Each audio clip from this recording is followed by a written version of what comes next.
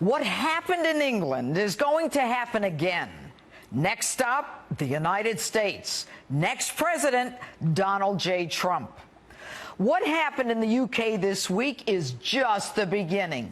The world is changing, and all you elite establishment, ruling class, condescending Washington bigwigs who think you know better than ordinary Americans are out. Start packing. Your days are numbered. Now, I told you this election was a revolution, but even I didn't know how big it would be. It's worldwide. The headlines scream it. The working class who toil every day to pay their rent and put food on their families' tables are tired of being lectured by the fat cats in Washington and Brussels who preach what we need and when we need it. The Brits, in a monumental upset, made their voices heard this week, voting to exit the European Union. You know, the place with open borders, the one that's being overrun by immigrants as they watch their economies falter? Similarly, Americans fed up with this "We Are the World" song and dance will catapult Donald Trump to the White House. I think people really see a big parallel. A lot of people are talking about that, and not only the United States, but other countries. People want to take their country back. They want to take their borders back. They want to take their monetary back. They want to take a lot of things back. They want to be able to have a country again. So I think you're going to have this happen more and more. I really believe that, and I think it's happening in the United States. People want to see borders. They don't necessarily want people pouring into their country that they don't know who they are and where they come from. They have no idea. Newsflash. We don't want an internationalist country. We don't want world banks, globalization of our economy, a country with no border and no identity. You are not allowed to change the identity of this country. Americans want a nation state. Our country, with a history of freedom, is combined with a history of responsibility. And yet our proud history, even our money, is being rewritten to accommodate a new worldview. We are so beaten down by political correctness that most of us are numb to the surrender of America.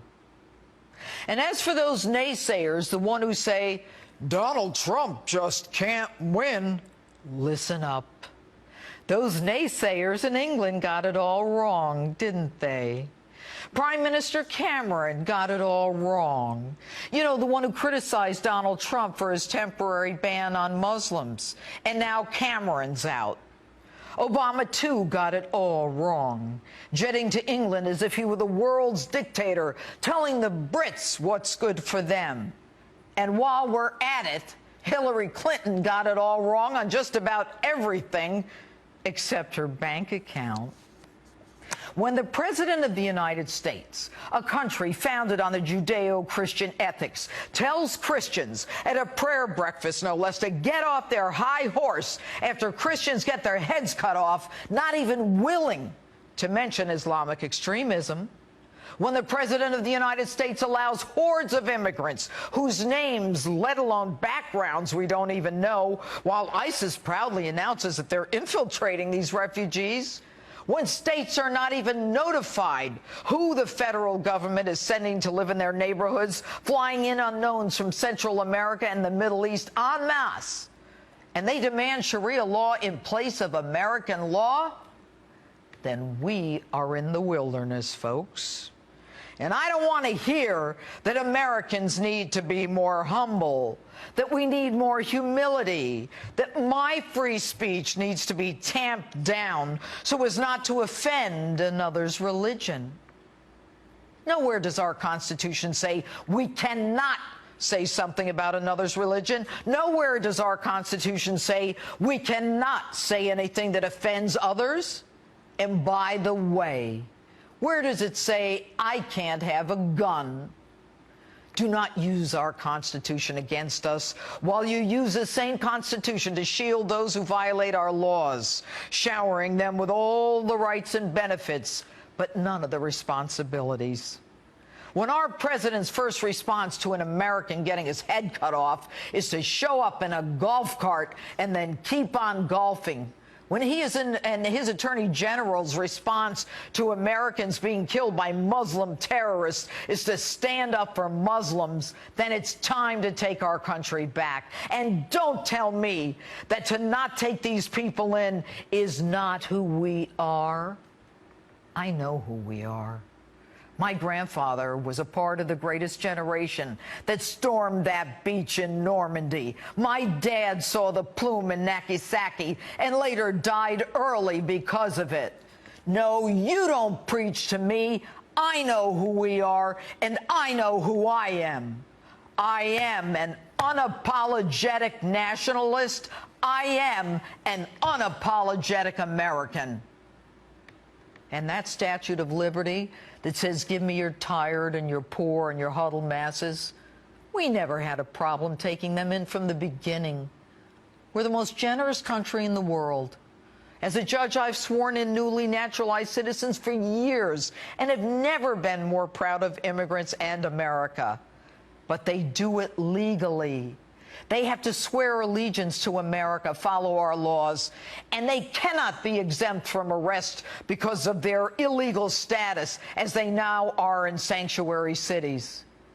Even the Supreme Court had to stop the president who attempted to ban the deportation of 4 million illegals and give them an automatic right to work here.